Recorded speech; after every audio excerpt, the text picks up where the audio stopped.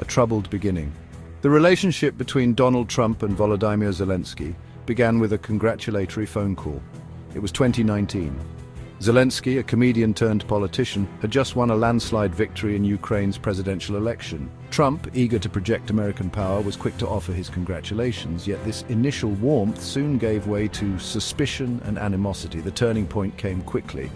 It was a request cloaked in diplomatic language, but carrying the weight of a threat. Trump wanted Zelensky to investigate his political rival, Joe Biden. The shadow of the 2020 US election loomed large. Zelensky, caught between a rock and a hard place, tried to navigate the treacherous waters of American politics. The fallout was explosive. Trump's pressure campaign on Zelensky triggered a political earthquake in Washington. Democrats, outraged by what they saw as a blatant abuse of power, launched impeachment proceedings. The world watched in astonishment as the leader of the free world was put on trial for soliciting foreign interference in an American election. Though Trump was ultimately acquitted by a Republican-controlled Senate, the damage was done. The impeachment saga left an indelible stain on US-Ukraine relations. Trust between the two leaders was shattered. February 2022. The world woke to the terrifying reality of a full-scale Russian invasion of Ukraine. Cities were bombed, families were torn apart. Zelensky, once a comedian known for his wit, transformed into a wartime leader, rallying his people against Putin's aggression. Trump's response was a study in contradictions. He oscillated between condemning the invasion and praising Putin's strategic brilliance. One day he would call for peace talks. The next, he would threaten to unleash American military might. This erratic behavior left Zelensky and his allies bewildered and deeply uneasy. Trump's pronouncements on the Ukraine war became increasingly detached from reality. He boasted that he could end the conflict in 24 hours if he were in charge.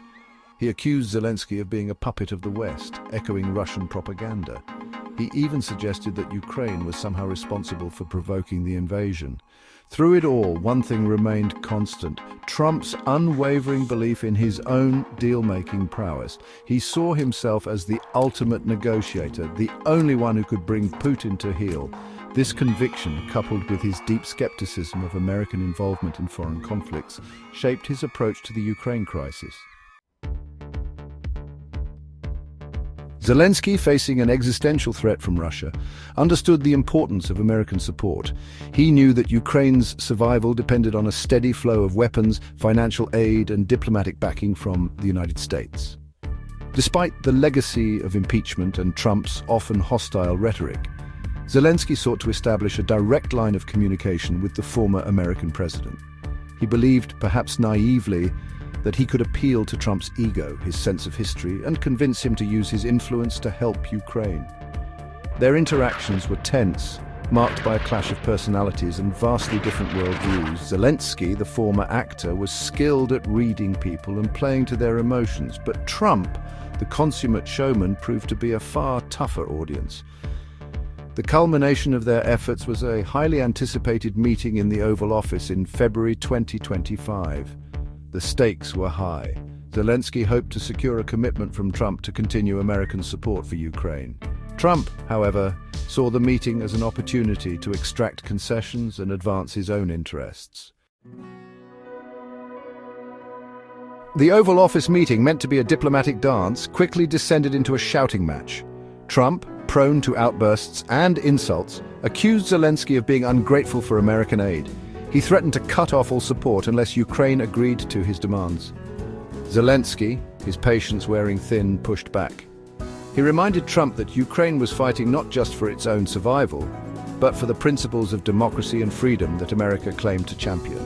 He warned that abandoning Ukraine would have dire consequences for the United States and the world.